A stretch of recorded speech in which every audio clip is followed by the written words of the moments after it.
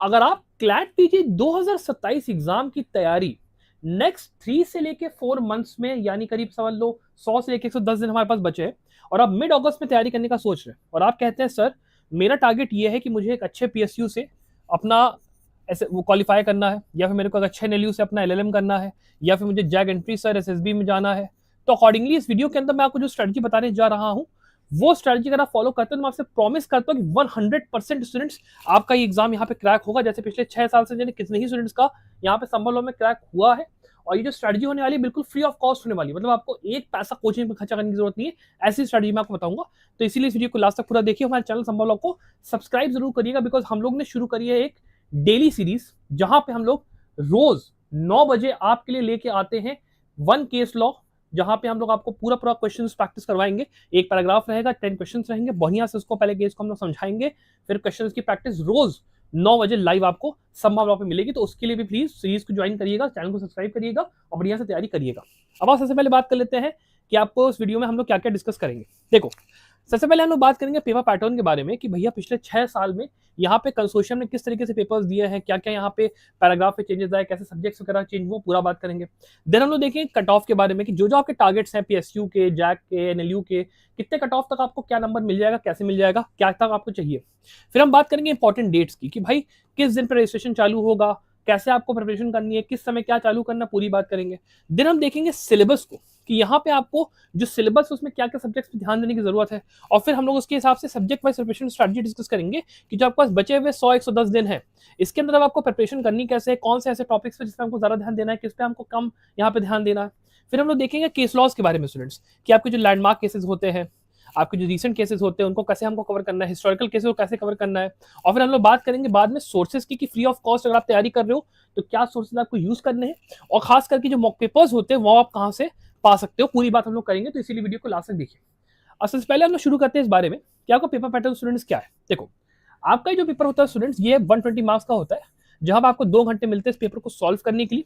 अगर आप एक क्वेश्चन को सही करते हो तो आपको 1 मार्क मिलता है, अगर आप एक क्वेश्चन को गलत करते हो तो आपको 0.25 मार्क्स की नेगेटिव मार्किंग देखनी पड़ती है, जिस वजह से पेपर को हमको बस आराम से अटेम्प्ट करना होता है। अब सबसे बड़ी बात ये आती है कि सर आउट ऑफ दिस 120 हमें कितने मार्क्स लाने की जरूरत है for the individual target that we are looking for.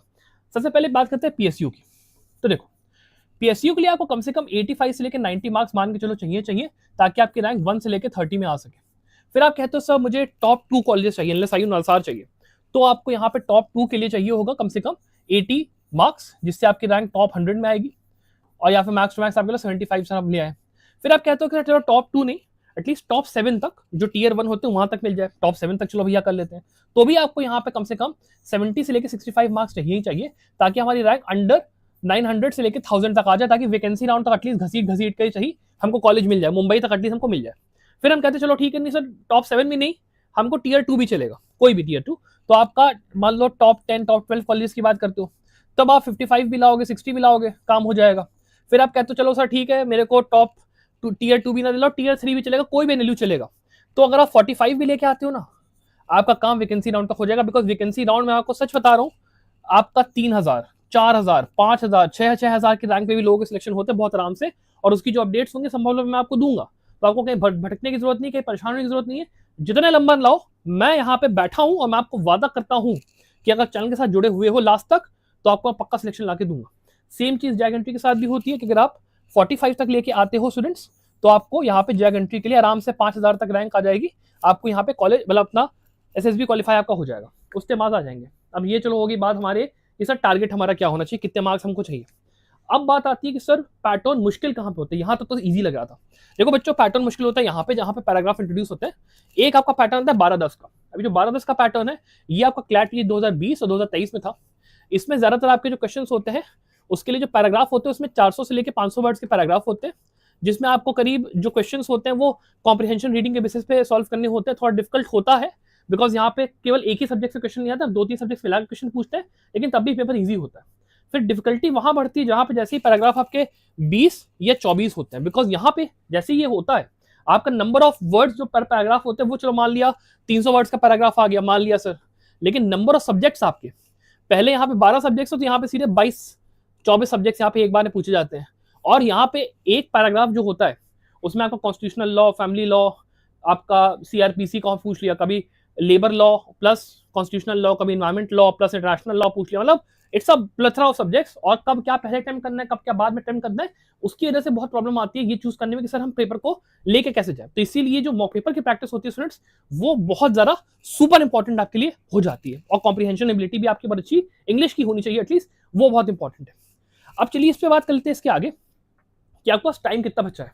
ठीक है, ओके, इनकी आपका इसमें टाइम कितना बचा है, बिकॉज जो मेन बात होती है वो होती है आपके टाइम की, कि आपका जो टाइम होता है वो आप कैसे मैनेज करोगे, कैसे क्या करोगे क्या नहीं करोगे, that is very very important. ठीक है, इस पॉइंट ऑफ व्यू से।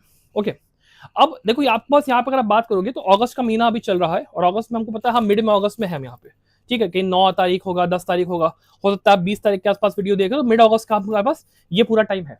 तो हमारे पास मोटा मोटा मान के चलो यहाँ पे थोड़ा सा, यहाँ पे 15 डेज, 10 से लेकर 15 डेज यहाँ पर है, फिर 1 महीना यहाँ पे, फिर 2 यहाँ पे, 3 यहाँ पर, और यहाँ पे बाकी 6 तारीख को हमारा एग्जाम यहाँ पे होना है। तो अकॉर्डिंगली अगर आप बात करोगे तो ये आपका टाइम पीरियड है, इस टाइम पीरियड को मैनेज करने के लिए आपके लिए बहुत इंपॉर्टेंट ये हो जाता है कि अपनी तैयारी को अगस्त से शुरू करो, सितंबर अक्टूबर तक लगाओ, और फिर नवंबर तक यहाँ तक अपनी लाइनें खींच दो कि सर यहाँ तक मुझे अपने फाउंडेशनल सब्जेक्ट्स प्लस अपने मॉक पेपर्स को, सॉरी आपके जो सब्जेक्ट वाइज मॉक पेपर्स हैं और केस लॉज वगैरह जो है, केस लॉज वगैरह उनको हमको कंप्लीट कर लेना। मतलब आपका पूरी जो पढ़ाई है वो अक्टूबर तक खत्म होनी चाहिए, और उसके बाद आपका नवंबर और दिसंबर के महीने में आपको कोशिश करनी चाहिए अपने मॉक पेपर्स प्लस अपने रिवीजन पे काम करने की। ठीक है, मॉक पेपर प्लस रिवीजन पे काम करने की, ये आपका तरीका यहाँ पे होता है। अब इसको भी एग्जीक्यूट करने के लिए स्टूडेंट्स, अगर मान लो आपको इस बार में क्वेश्चन पूछा जा रहा है कि सर अब टाइम इतना कम है, 100 दिन के आसपास टाइम रह गया, 110 दिन है, कैसे तैयारी करूं, तो आपके लिए अगर आपको जरूरत है तो केवल 2499 में, अगर मैं बात करूं केवल 2499 में हमारे पास एक बहुत ही बढ़िया कोर्स अवेलेबल है छोटा सा, जिसके अंदर आपको मिल जाते हैं 50 फुल लेंथ मॉक पेपर्स, जहां पे आपको एग्जैक्ट जो पेपर आता है उसके मल्टीपल पैटर्न से पेपर्स मिलते हैं, एक पूरा 5000 क्वेश्चन का एक डिटेल क्वेश्चन बैंक मिलता है, जिसमें कि आप अपने सब्जेक्ट वाइज प्रैक्टिस कर सकते हो। फिर जितने भी लैंडमार्क केसेस हैं, रीसेंट केसेस हैं, आपके जितने भी अमेंडमेंट्स वगैरह जो भी आगे हम लोग डिस्कस करेंगे वीडियो के लिए, वो सारे आपको मिल जाएंगे। Along with that as a mentor मैं आपके साथ भी रहूंगा, तो आपको जब मुझसे कोई भी चीज पूछनी है, सर तैयारी कैसे करूं, क्या करूं ना करूं, everything will be there, subject wise mock papers, recent case law summaries, landmark case law summaries, सब कुछ केवल 249 में अवेलेबल है। और best part, all India rank 3, all India rank 6 last year के हमारे रिजल्ट है, उसके अलावा मल्टीपल हर साल संभव लॉ से टॉप आपके 100 में 5 से लेकर 6 स्टूडेंट होते ही होते हैं। और खास करके एक चीज और भी है इसमें, अगर आप जैसे मान लो 1500 तक रैंक लाते हो, अगर आप हमारे साथ एनरोल्ड हो, 1500 तक के अंदर में रैंक लाते हो, तो आपके लिए हमारे जितने भी कोर्सेज होंगे संभव लॉ के सारे life time free of cost हो जाएंगे। मतलब आपको अगर कल को लॉ से एग्जाम से तैयारी करनी है, आपको यूजीसी नेट निकालना है, ऑल इंडिया बार कुछ भी देना है, सारा का सारा संभव लॉ की टेंशन है, हम लोग फिर आपको कोचिंग बढ़िया करवाएंगे। तो अगर आपको अकॉर्डिंगली हमारे साथ जुड़ के तैयारी करने का मन हो, केवल 2499 में, तो आप इसको उसके बाद चेकआउट कर सकते हो। ठीक है, अब चलो आगे बात कर लेते हैं कि सर जो तैयारी हमें करनी है उसको हमको यहाँ पे डिवाइड कैसे करना है, how will I strategise it. तो देखो सबसे पहले आपके देखिए जो फाउंडेशन सब्जेक्ट्स होते हैं वो आपके सबसे इंपॉर्टेंट होते हैं। इसमें आपके जितने सब्जेक्ट्स आपने एलएलबी में पढ़े वो सारे के सारे आते हैं, उसकी लिस्ट में भी आपको आगे बताऊंगा कैसे आपको उसको करना है, मेन बात वहां पे आती है। फिर दूसरी जो आपकी चीज आती है वो आती है आपके केस लॉज। अब यहाँ पे देखो केस लॉज जो होते हैं वो आपके लैंडमार्क केस लॉज होते हैं, 5 जज 7 जज 9 जज वाले। उसके बाद रीसेंट केस लॉज होते हैं जिसके अंदर आपको जो 2 जज या 3 जज बेंच की जजमेंट्स होते हैं वो आपको देखने मिलते हैं। उनको हमको कैसे करना है वो भी हम आगे स्टडी करेंगे, फ्री ऑफ कॉस्ट रिसोर्सेज होंगे वो मैं आपको पूरे बताऊंगा। लेकिन हाँ एक बात समझ लो, अगर आप एक ऐसे स्टूडेंट हो जो कि पीएसयू के लिए तैयारी कर रहा है, या फिर आप अगर कहते हो कि सर मेरे को टॉप 2 कॉलेजेस चाहिए, तो देखो बच्चों आपको रैंक 100 में चाहिए, टॉप 100 में, 100 लेस देन 100 चाहिए। और दिक्कत यहाँ पे ये होती है कि जो बच्चे तैयारी यहाँ पे कर रहे हैं क्लैट पीजी की पहले से, जिन्होंने एक आध बार क्लैट पीजी निकाल रखा है, फिर जनवरी से तैयारी कर रहे हैं, या मान लो उन्हें पीसीएसजे का कोई प्री या मेंस निकाला हो, या एपीओ का कोई एग्जाम्स क्वालिफाई करा, उनकी जो प्रिपरेशन है वो आपसे कई गुना ज्यादा आगे है। और अभी जब आप 100 दिन या 110 दिन पहले तैयारी शुरू कर रहे हो, it is very difficult for you to come to that level. तो थोड़ा सा जो अपनी एक्सपेक्टेशंस है उनको कम रखना, उस हिसाब से अगर आपको पता है कि मेरी प्रिपरेशन इतनी है कि मैं स्टूडेंट के साथ कंप्लीट कर लूंगा, then it is good and fine. लेकिन अगर नहीं है तो थोड़ा सा भैया अपने एक्सपेक्टेशन को काबू में रखना।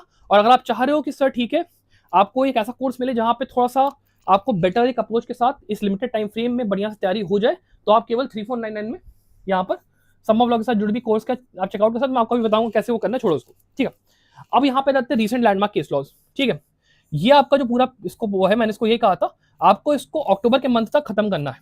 और ये जो केस लॉज होते हैं ना, जितना आप इसको पढ़ोगे ये आपका बनेगा rank decider, because foundational subject से आपका कम से कम 70% पेपर डिसाइड होता है, इससे आपका करीब 20% पेपर डिसाइड होता है। और यहाँ मैं अगर इन पर्टिकुलर केसेस को अच्छे से पढ़ के जा रहा हूं तो मुझे पता है कि मेरी रैंक अच्छी खासी आ जाएगी। और उसके अलावा अगर आप बात करते हो मॉक पेपर और कॉम्प्रिहेंशन प्रैक्टिस की, तो ये आपको करनी है नवंबर के महीने में, ठीक है, नवंबर के महीने में। और इसके लिए आप ये समझ लीजिए कि ये आपका सुपर रैंक डिसाइडर है, बिकॉज इससे करीब 10% जो फर्क पड़ता है ना, कि अगर आपको मान लो रैंक आ रही है 200 की, जिसको मेरे को अगर 100 पे करना है या फिर मान लो 50 करना है, तो ये बहुत इंपॉर्टेंट है कि आप जितना हो सके उतने मॉक पेपर्स अगर नवंबर में लगाओगे, बिलीव मी आपका पेपर उतना ही ज्यादा बढ़िया यहाँ पे जाएगा। और उसके लिए ही अगर आप बात कर सबसे पहले कि सर फाउंडेशन सब्जेक्ट जो मेरे हैं उनके हिसाब से मेरे को तैयारी कैसे करनी है, उस पर अगर हम लोग आते हैं तो देखो सबसे पहली बात आती है फाउंडेशन सब्जेक्ट की कैसे हमको करना है उसको। तो देखो नेक्स्ट 3 से लेकर 4 मंथ के हिसाब से अपने सब्जेक्ट्स को ऐसे डिवाइड कर लो 4 पार्ट्स में, एक रजिस्टर निकालो, 4 पार्ट्स में सब्जेक्ट्स डिवाइड करो। और ये जो परसेंटेज दिया है ये इस हिसाब से दिया हुआ है कि आप कितने जो सब्जेक्ट्स होते हैं उसमें कितने परसेंट क्वेश्चंस यहाँ पे पिछले 6 साल में पूछे गए। तो यहाँ पे 4 पार्ट में डिवाइड करके मैं अभी आपको आगे सब्जेक्ट्स बताने जा रहा हूँ कि कैसे कैसे आपको डिवाइड करना है, उसके हिसाब से अपनी प्रिपरेशन स्ट्रेटजी को हम लोग इवॉल्व करेंगे। इस 4 पार्ट में डिवाइड को आपको करना है, ठीक है। अब इसके अलावा भी स्टूडेंट्स अगर आप मान लो कोचिंग ढूंढ रहे हो जहाँ पे आपको केवल 3499 में, जैसे मैं आपको पहले ही बता रहा था, एक ऐसा कोर्स मिलता है जहाँ पे मैं एज अ मेंटर आपके साथ रहता हूँ, साथ में आपको वीक के अंदर में सैटरडे संडे को लाइव क्लासेस मिलती हैं यहाँ पे, ठीक है, 2 लाइव क्लासेस मिलती है जिसमें कि हम लोग जो सबसे इंपॉर्टेंट कॉन्सेप्ट्स होते हैं क्लैट पीजी के उनको कवर करते हैं। अलॉन्ग विद दैट आपको मिल जाती है डाउट सॉल्विंग, साथ में उसके फाउंडेशन सब्जेक्ट्स के बिल्कुल डेफिनेटली बढ़िया लाइव लेक्चर्स, मॉक पेपर्स वगैरह, फिर आपको स्टडी मटेरियल वगैरह मिल जाता है, आपको case law summaries, mock paper, सब कुछ एक जगह पे मिल जाता है जहां पे आपको पूरी तैयारी एक साथ कंप्लीट हो जाए। तो आप केवल 349 में हमारे कोर्स में चेकआउट कर सकते हो। बेस्ट पार्ट इसका ये रहता है कि आप मेरे साथ जुड़ के तैयारी करते हो, तो मैं एज अ मेंटोर आपके साथ जुड़ा रहता हूँ। जब भी आपको मेरे को व्हाट्सएप करना है, कॉल करना है, मैसेज करना है, कुछ भी करना है करो, कोई दिक्कत नहीं। जब कोई चीज पूछनी है पूछो, कोई दिक्कत नहीं। साथ ही में आपका जो ये कोर्स आता है इसमें पूरा सिलेबस हम लोगों ने ऐसे कंप्रेस करके कवर किया है कि आप जूरिस्प्रूडेंस मान लो पढ़ोगे और आपके पास मान लो 4-5 दिन का टाइम है, तो जूरिस्प्रूडेंस लेक्चर्स देख के ही आपका सब्जेक्ट खत्म हो गया, फिर आप अगले सब्जेक्ट मूव करते हो, फिर अगले सब्जेक्ट मूव करते हो। तो हम लोग क्या करते हैं कि पूरा आपको एक डिटेल गेम प्लान देते हैं कि भाई ऐसे तुमको तैयारी करनी है, इतने दिन में ये सब्जेक्ट पूरा करना है। और फिर अगर आप मान लो वर्किंग प्रोफेशनल हो, आप चाहे लास्ट ईयर में हो, चाहे आपका अभी मान लो तैयारी कर रहे हो, कुछ भी आप कर रहे हो, आपके नीड्स के हिसाब से, आपके टारगेट के हिसाब से हम लोग आपको पूरा प्लान बना के देते हैं कि भैया तैयारी कैसे करनी है। तो अगर आप इंटरेस्टेड हो तैयारी करने में मेरे साथ मिलकर, मेरे पे भरोसा आप रखते हो, तो आप केवल कितने में 3499 में कंप्लीट प्रिपरेशन कोर्स में एनरोल कर सकते हो। लिंक आपको नीचे डिस्क्रिप्शन में दिया हुआ है, अगर आपको मन हो आप चेकआउट कर सकते हो। और नहीं तो अगर आप कहते हो कि सर देखो टाइम अभी केवल 100 दिन का रह गया, मुश्किल से 100-110 मैक्सिमम रह गया है, और क्लैट पीजी के भरोसे अगर मैं बैठा रहा, केवल एक ही एग्जाम है, मान लो कहीं खराब चला गया तो मैं क्या करूंगा, मेरा तो 1 साल बर्बाद हो गया। तो वो काम मत करो भैया, आप ऐसा करो, आप इसके साथ में CVT PG, AILET PG, ILI, IIT Kharagpur, NISM और बाकी जितने आपके अच्छे अच्छे एलएलएम एग्जाम्स होते हैं उनको भी टारगेट करो। बिकॉज अगर आप वो भी टारगेट कर रहे हो साथ में, तो आपका जो भी रिस्क है वो एटलीस्ट डिस्ट्रीब्यूट हो जा रहा है आराम से।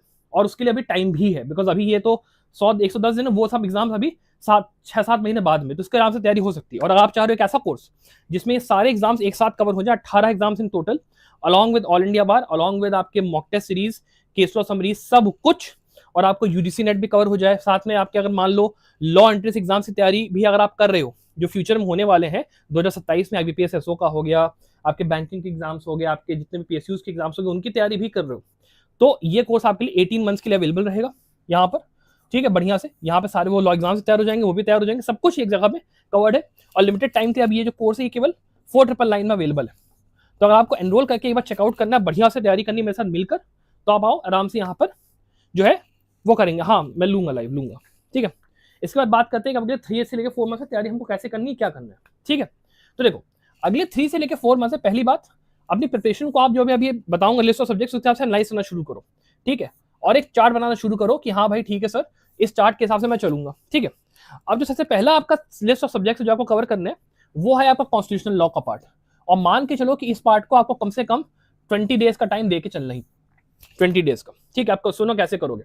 जैसे देखो सबसे पहले आपका कॉन्स्टिट्यूशनल एडमिनिस्ट्रेटिव लॉ आता है, आप ये मान के चलो कि इसमें से कम 3 से लेकर 4 पैराग्राफ हर साल क्लैट पीजी में आएंगे ही आएंगे। हो सकता है केवल कॉन्स्टिट्यूशन लॉ से पूछे, हो सकता है constitution plus labour, constitution plus environment, या बाकी उसको इंटरमिक्स करके चलेगा, लेकिन आएगा जरूर 3 से 4। तो इसको इंपॉर्टेंट आपका सब्जेक्ट, उसको अच्छे से टाइम देके चलो।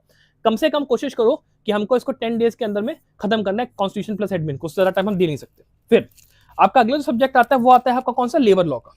अब देखो लेबर लॉ के साथ क्या खानी है कि उसको भैया हो चुका है वो रिपील, और रिपील होने की वजह से यहाँ पे 4 नए कोड्स आए, code on wages, industrial relations code, OSH when working conditions code, और आपका यहाँ पर आखिरी वाला सोशल सिक्योरिटी कोड। इन 4 कोड्स को करने का तरीका सिंपल है, आपके नए bare act, old bare act को उठा के पढ़ो, साथ में जो कॉन्सेप्ट थे उनको पढ़ो, केस लॉस पढ़ो और काम खत्म। ज़्यादा कुछ करने की जरूरत नहीं है। मैक्स टू मैक्स अगर आपको टाइम देना है, इसको 3 से लेकर 4 डेज का टाइम दो और फिर निपटो। सब्जेक्ट से ज़्यादा टाइम दे नहीं सकते, ठीक है। फिर आगे बात करते हैं एनवायरमेंट लॉ पे आ जाते हैं। भाई देखो एनवायरमेंट लॉ का सिंपल है, ये जितनी बेयर एक्ट्स आप देख लो इनको करो, इसको भी मैक्स टू मैक्स 3 से लेकर 4 डेज का टाइम दो, उससे ज़्यादा नहीं, और भैया अपना आगे बढ़ो। उसके बाद अगला सब्जेक्ट आपका आता है आर्बिट्रेशन, इसको कम से कम 2 दिन का टाइम देके, 2 डेज का टाइम देके आगे बढ़ो, कंटेम्प्ट ऑफ कोर्ट्स एक्ट अब रहने दो, ठीक है। ये आपका हो गया पहला पार्ट, ठीक है, कॉन्स्टिट्यूशनल लॉ का, ठीक है।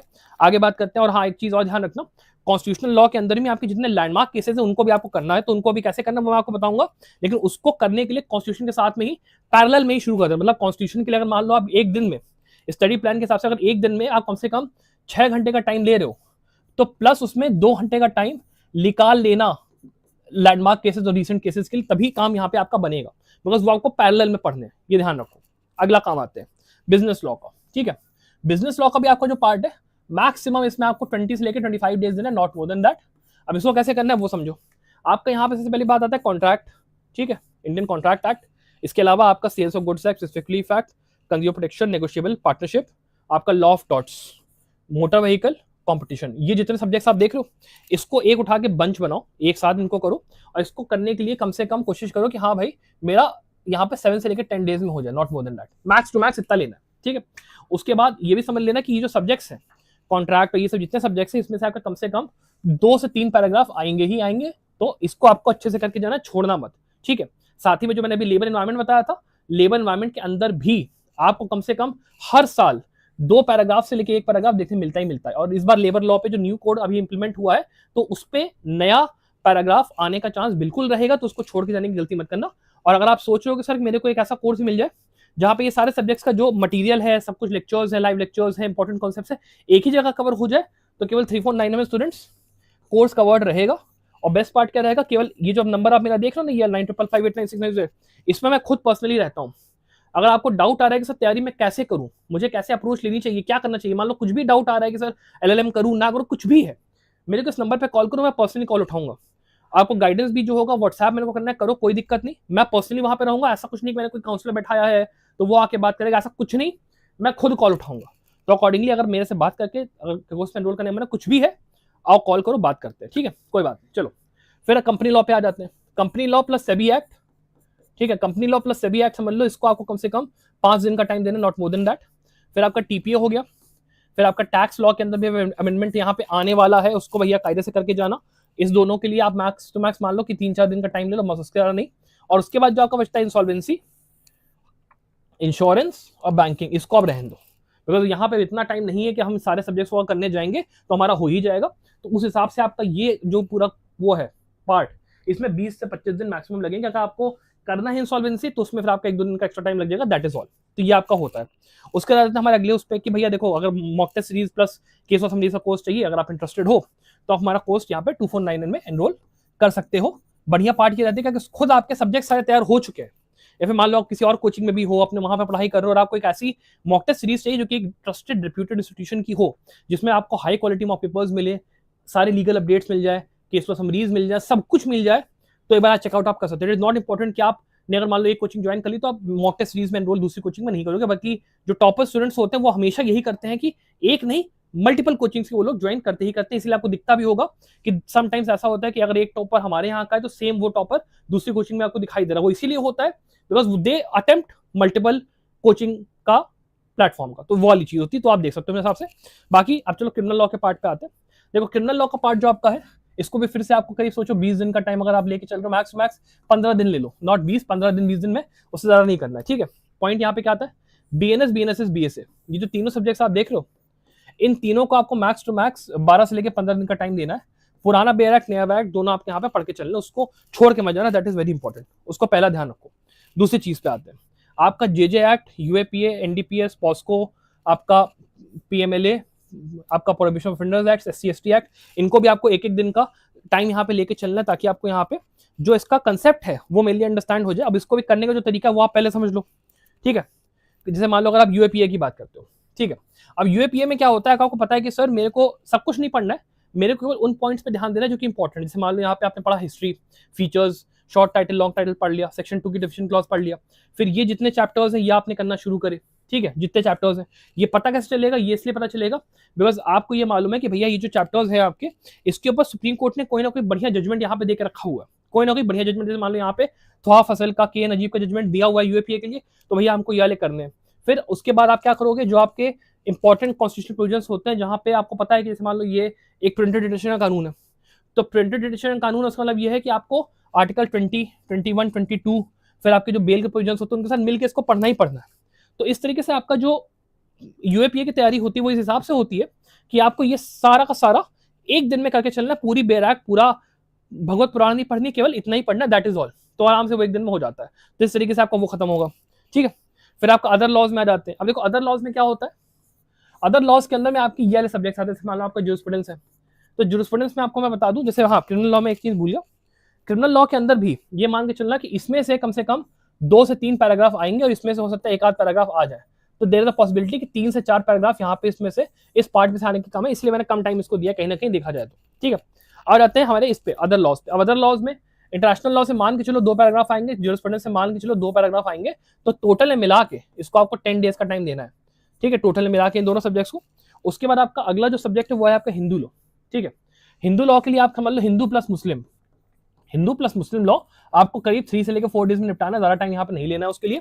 और फिर उसके बाद बचता है आपका आईपीआर, आईटी एक्ट, ठीक है, इंटरप्रिटेशन ऑफ स्टैट्यूट्स वगैरह। इसको अगर आप चाहो तो 1-2 दिन में अपना करके चलो आराम से। यहाँ का मान लो ये वाला पार्ट में मुश्किल से मुश्किल 20 दिन मैक्स टू मैक्स लेगा, उसके ऊपर नहीं लेगा। मतलब आप कैसे समझ के चलो कि अक्टूबर के मिड तक या अक्टूबर के एंड तक आपका सिलेबस यहाँ पे खत्म होते हैं, आपको दिखाई पड़ेगा। और सिलेबस के बहुत डिफिकल्ट नहीं है, और इसके लिए भी अगर आप जैसे मान लो चाहते हो सर एक सिलेबस मुझे मिल जाए, कहाँ से मैं तैयारी करूँ, जहाँ पे most important, less important, least important topics आपके दिए हो, ठीक है, तो आप संभव लॉ के हमारे उस पर जा सकते हो, आप पे जा सकते हो। वहां पे आपको पीडीएफ वगैरह हम लोग का अवेलेबल, हम कोशिश करेंगे करवाने की आपको, नहीं तो इसके लिए एक डिटेल वीडियो मैं आपके लिए लेके आ जाऊंगा कि कैसे आपको डिटेल सिलेबस गाइड क्या रहेगी वो आप हमारा देख सकते हो। चैनल से सब्सक्राइब कर लेना, वो आपको मिल जाएगा। उसके अलावा अगर आप मान लो ये भी चाह रहे हो कि सर मेरे को तैयारी करनी ही है, अब इतने सारे सब्जेक्ट से कहाँ से तैयारी करूँ, क्या करूँ, तो 3499 में अगर आपको हमारे साथ मिलकर तैयारी करनी है आप तैयारी कर सकते हो। साथ में अगर आपको मेरे को कॉल करना है, कॉल करके मुझसे डिस्कशन करके बात करके भी you can go for it, ऐसे आपका रहेगा, ठीक है। अब आगे बात करते हैं कि सर इसके अलावा जो सब्जेक्ट्स हम लोगों ने देखे, हमें किन की एरिया से फोकस करना है, बिकॉज ये सबसे इंपॉर्टेंट पार्ट हो जाता है। बिकॉज अभी रिसेंट में बहुत सारे अमेंडमेंट्स यहाँ पे आ रहे हैं पार्लियामेंट के अंदर में, तो उनको हमको देख के चलो। जैसे मान लो एक आपका अमेंडमेंट आया था registration of birth and death amendment act, यहाँ पे जो आपका प्रोसीजर होता है बच्चों की वो करवाने के लिए, आपके रजिस्ट्रेशन वगैरह उसके लिए हुआ। फिर यहाँ पे आपका जो अभी ये सीजीपी वाला प्रोटेस्ट हुआ, उसके जैसे जो पूरा अमेंडमेंट आया है अनफेयर मीन्स वाला, उसके लिए भाई इंपॉर्टेंट है, वो आपको देख के चलना है। फिर आपका prevention of insults to national honour act, ये बहुत इंपॉर्टेंट है, इसमें विजय मलमला केस सीधे इंटरलिंक होता है, भैया करके चलना है। फिर उसके अलावा जो मेजर आपकी कॉन्स्टिट्यूशनल और फेडरल डेवलपमेंट, जैसे मान लो अभी डिलिमिटेशन बिल आने वाला है, कॉन्स्टिट्यूशन अमेंडमेंट आने वाला है, इलेक्टोरल रिप्रेजेंटेशन को लेकर में, फेडरलिज्म और सबके ऊपर बहुत इंपॉर्टेंट यहाँ पे आएगा सब रूलिंग्स, तो उसको भैया हमको करके चलना है। उसके बाद हमारा जैसे मान लो ट्रांसजेंडर जो राइट्स वाले एक्ट अमेंडमेंट्स, जिसमें आपका नालसा केस का कहना कि वो एक एक्सटेंशन है, उसको लाया गया है। फिर यहाँ पे लेबर एक्ट जो पूरा यहाँ पे रिपील हुआ है वो भैया बोला अमेंडमेंट है, वो आपका वो है। इंसॉल्वेंसी बैंक्रप्सी कोड के अंदर मेजर चेंजेस किए गए, वो हमको देख के चलने हैं। आपको सुप्रीम कोर्ट के अंदर में जो नंबर ऑफ जजेस इंक्रीज हुए वो आपको देख के चले। तो इस टाइप के जो जजमेंट्स हैं, इस टाइप के जो आपके इंपॉर्टेंट की प्रोविजन चेंजेस हैं, वो हमको क्लैट पीजी के पॉइंट देख के चलना बहुत इंपॉर्टेंट है। और आप चाह रहे हो कि सर आपके साथ तैयारी करनी है मुझे, केवल 3499 में आपको इस पर्टिकुलर जो टॉपिक्स आपके वाले हो रहे हैं इनके ऊपर लाइव क्लासेस चाहिए, आपको अपडेट्स वगैरह चाहिए, साथ में चाहते हो कि मैं पढ़ाऊँ आपको खुद पर्सनली, तो आप एक बार चेकआउट कर सकते हो कोर्स को, कोई ऐसी दिक्कत नहीं है, ठीक है। और उसमें भी वही आपका रोल रहता है कि अगर आपकी मान लो रैंक एनरोल करने के बाद 1500 के उसमें आती है, अब कम में आती है, 1500 से नीचे आती है, तो आप यहाँ पर क्या कर सकते हो, लाइफ टाइम पूरा फ्री ऑफ कॉस्ट कोर्स पा सकते हो, ठीक है। अब आगे बात करते हैं कि सर चलो ये तो बात हो गई कि हमको यहाँ पे अपने टाइम को डिवाइड कैसे करना है। अब इसकी बात कर लेते हैं कि हमें यहाँ पे तैयारी का तरीका क्या रखना है, how do we have to go about it. तो देखो सबसे पहले एक बात ये समझ लो कि आपको यहाँ पे सारे के सारे रेलेवेंट मटेरियल को कलेक्ट करना ही है। उसके लिए सबसे पहला काम बेरैक को पकड़ो भैया। बेरैक आपका सबसे इंपॉर्टेंट साथी है इस पॉइंट पर, इस बेरैक को आप छोड़ नहीं सकते हो, याद रखना, ठीक है। अभी आपका पीडीएफ फॉर्मेट में हो, हार्ड कॉपी फॉर्मेट में, उससे मतलब नहीं है, बेरैक होना बहुत इंपॉर्टेंट है। दूसरी काम, अब यहाँ पे कॉम्प्रिहेंसिव बुक्स का यूज करने का मत सोचना। आपको अगर मैं बताऊं फ्री ऑफ कोर्स आपको कैसे करना है, तो देखो एक आपका पीडीएफ वगैरह एक जैन सीरीज का मिल जाएगा, वहां से आप जो मेजर सब्जेक्ट्स हैं उनको कर सकते हो। नहीं तो फिर आप एक काम कर सकते हो कि आपके पास आई प्लीडर्स है या आपके जो बाकी के ऐसे वेबसाइट्स होते हैं जहाँ पे आपको नोट्स वगैरह मिल जाते हैं, उन वेबसाइट्स को भी आप यूज करके यहाँ पर तैयारी कर सकते हो। और इसके पीछे मैं आपको कारण बताऊँ क्यों, बिकॉज सच्ची बताऊँ जितने भी स्टूडेंट्स होते हैं जो तैयारी करते हैं, लास्ट के 2-3-4 महीने में रिवीजन करके ऐसे सब्जेक्ट्स का इन्हीं तरीके के सोर्सेज से तैयारी करके नंबर लाते हैं। लिटरली बता रहा हूँ कि आपको अलग से कोई बहुत मोटी मोटी बुक्स पढ़ने का जो कि टाइम नहीं है, तो मेरे लिए बेस्ट ये रहेगा कि आप ये करो। उसके अलावा एक काम ये करिएगा कि 2 सेट्स ऑफ रजिस्टर जरूर मेंटेन करिएगा। रजिस्टर से मेरा मतलब ये है कि रजिस्टर इसलिए मेंटेन करो बिकॉज रजिस्टर जो होगा उसके अंदर में आप केस लॉज के जो नोट्स वगैरह होंगे वो बनाओगे। कैसे उसको मेंटेन करना मैं भी आगे बताऊंगा, लेकिन वो करना बहुत जरूरी है। उसके अलावा एक बात ध्यान रखना भैया कि आपको जो है यहाँ पे अपनी स्टडी के साथ बहुत ऑनेस्ट रहना है। बिकॉज अगर आप भैया कोताही करोगे पढ़ाई करने में तो फिर मजा नहीं आएगी कि आपने सर वीडियो भी देखा, आपने तैयारी भी नहीं करी, तो फिर मजा नहीं आएगी। भाई पढ़ाई को लेकर सीरियस जरूर है ना, that is very very important. ठीक है, फिर आगे बात करते हैं कि सर उसके बाद क्या करना है हमें। फिर भैया उसके बाद देखो ये करना है कि हमें एटलीस्ट रीडिंग कैपेबिलिटी डेवलप करनी है। तो मेरा आपको सजेशन ये रहेगा कि पॉसिबल अगर हो तो आप यहाँ पे द हिंदू करके एक न्यूज़पेपर आता है, ऑनलाइन आपको मिल जाएगा, इसका चले जाना। यहाँ पे लीगल आई का सेक्शन आता है, उसको अगर उठा के 10-15 मिनट रोज पढ़ोगे ना तो आपको यहाँ पे लीगल अपडेट्स भी मिल जाएगी, साथ में आपकी थोड़ी सी कॉम्प्रिहेंशन एबिलिटी भी यहाँ पे थोड़ी थोड़ी डेवलप होगी। तो it will be a good way to go about it. और उसके अलावा यहाँ पे सब्जेक्ट वाइज एमसीक्यूज और मॉक टेस्ट फुल लेंथ वाले अपडेट करना और करना शुरू कर देना। बिकॉज ये अगर आप करोगे तो आप ये समझ लो कि सीधे सीधे आपकी जो प्रिपरेशन होगी बढ़िया यहाँ पे होगी। बिकॉज जितना ज्यादा आप प्रैक्टिस करोगे, जितना ज्यादा आप एमसीक्यू करने की हैबिट डालोगे, उतना आपके लिए आसान पड़ेगा यहाँ पे क्वेश्चंस को एंटिसिपेट कर पाना कि किस टाइप का प्रिपरेशन यहाँ पे किस तरह की चीजें होती है। वेरी इंपॉर्टेंट, इसको करके जाना है आपको। ठीक है, और ये आप कोई भी बुक ले सकते हो, ऐसा कोई जरूरी नहीं है। आपको यूनिवर्सल्स की या रिहंत वगैरह की गाइड वगैरह मिल जाएगी, उससे भी आप कर सकते हो, सिंगल्स वगैरह की अवेलेबल रहती है। ठीक है, अब बात करते हैं कि सर हमको केस लॉज को कैसे स्टडी करना है। देखो केस लॉज, देखो स्टूडेंट्स यहाँ पे आपके पास 2 टाइप के होते हैं। एक होता है लैंडमार्क केसेस। लैंडमार्क केसेस के लिए कुछ नहीं करना है, आपको करीब 2017 से लेके 2026 तक के कम से कम, मेरी बात मान के चलो, कम से कम 150 से लेके 200 केसेस करने हैं। इसमें से जो आपके कम से कम 100 मोस्ट इंपॉर्टेंट केस होंगे तो मैं आपको यहीं यूट्यूब पे ही करवा भी दूंगा, और साथ में उसके आपके एमसीक्यूज भी प्रैक्टिस करवाऊंगा रोज। अभी सीरीज शुरू हो चुकी है, रोज प्रैक्टिस होगी, तो उसके लिए ज्वाइन ही कर लो। उसके अलावा आपके जितने रीसेंट केस लॉज हैं, आप करीब कोशिश करो कि 2025 और 2026 के जो रीसेंट केस लॉज है उनको आप एटलीस्ट कर लो। ठीक है, ये आपका करीब वही 200 के आसपास होंगे, इनको कर लो आप, ये इंपॉर्टेंट है। अब करना कैसे है वो समझो। पहली चीज, कॉन्स्टिट्यूशनल बेंचेस के जो डिसीजंस होते हैं उनको आपको करना ही करना है, ये आपके लैंडमार्क में आते हैं। फिर आपके रिसेंट के अंदर में कौन से डिसीजंस देखने हैं, ऐसे डिसीजंस जिसमें कि मान लो कि इंपॉर्टेंट यहाँ पे गाइडलाइंस दी हैं, मान लो कि कंट्रोवर्शियल इशू डिस्कस हुआ है, मान लो ऐसा होता है कि कोई इंपॉर्टेंट सब्जेक्ट के ऊपर कोई इंपॉर्टेंट केस का यहाँ पे एक्ट के ऊपर कोई यहाँ पे जजमेंट दिया है कोर्ट ने, या कोई ऐसा डिसीजन है जिसमें कि मान लो कोई कॉन्स्टिट्यूशनल वैलिडिटी टेस्ट हुई किसी पर्टिकुलर एक्ट की, वो आपने उठा के देख लिया। तो इस टाइप के जजमेंट्स आपको कहना कि देखना है। ठीक है, फिर आगे बात करते हैं कि सर इन केस लॉज को हमको पढ़ना कैसे है।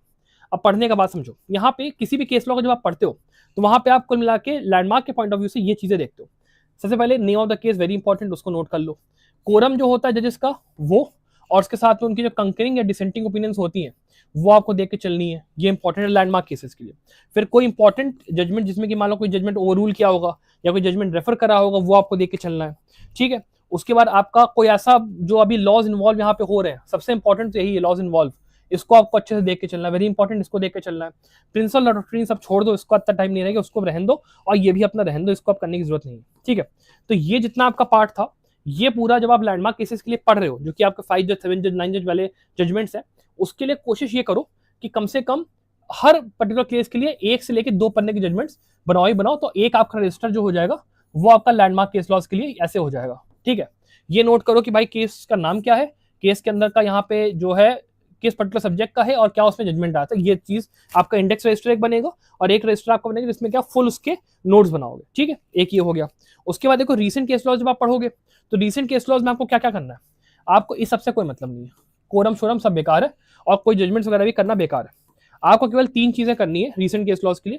पहला यहाँ पे नाम, दूसरा यहाँ पे जो उसकी रेशियो डिसरेंडाई है, रेशियो डिसरेंडाई वो देखनी है, और तीसरा आपको क्या देखना है, तीसरा आपको उसका जो लॉज इन्वॉल्व है उस केस के अंदर वो देखते हैं। और max to max half page के नोट्स बनाने हैं, उससे ज्यादा नहीं, not more than half page of notes, काम खत्म, उससे ज्यादा करने की जरूरत हमको नहीं पड़ेगी। ठीक है, ये आपका रहेगा यहाँ पे रिसेंट केस लॉज का। और जैसे मैंने बताया जो आपका लिमिट है वो आप देख लो। अब आ जाते हैं कि सर सोर्सेज क्या होंगे। सोर्सेज बहुत इंपॉर्टेंट है, और मैंने आपको जैसे सब्जेक्ट्स का बताया, सब्जेक्ट्स का देखो सिंपल है, AK जैन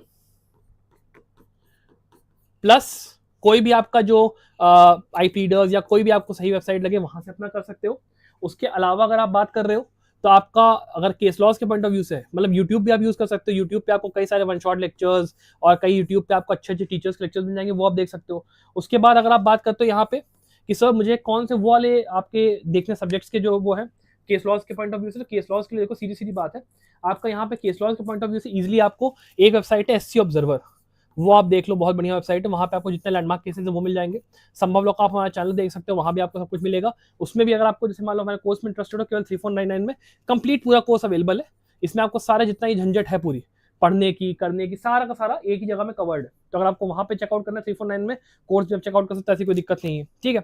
उसके अलावा आपका SC ऑनलाइन ब्लॉग, वो आप देख लेना, उसमें आपको जितने रीसेंट केसेस है वो आपको फ्री ऑफ कॉस्ट मिल जाते हैं, लाइव लॉ या फिर बार बेंच लेने की आपको जरूरत नहीं है। तो इस तरीके से आपको मतलब जितना भी पढ़ाई है फ्री ऑफ कॉस्ट ही पूरी यहाँ पे हो सकती है। रेंज मैंने आपको बता दी, बस दिक्कत ये होती है कि इन सारे रिसोर्सेस को अगले 100 से लेकर 110 दिन में अरेंज करके बटोरने में टाइम लगता है। तो अगर आप मान लो हमारे कोर्सेज में इंटरेस्टेड हो 3499 में, वो चेकआउट कर सकते हो। अगर आप मान लो क्लैट पीजी बाकी एग्जाम की तैयारी साथ में करना चाहते हो, तो केवल यहाँ पे 4499 में कोर्स अवेलेबल है। तो अकॉर्डिंगली स्टूडेंट्स, अगर आपको इंटरेस्टेड हो उसमें आप चेकआउट कर सकते हो। अपार्ट फ्रॉम दिस, अगर आपको वीडियो अच्छा लगा, वीडियो को लाइक और शेयर जरूर करना। Thank you very much for this video.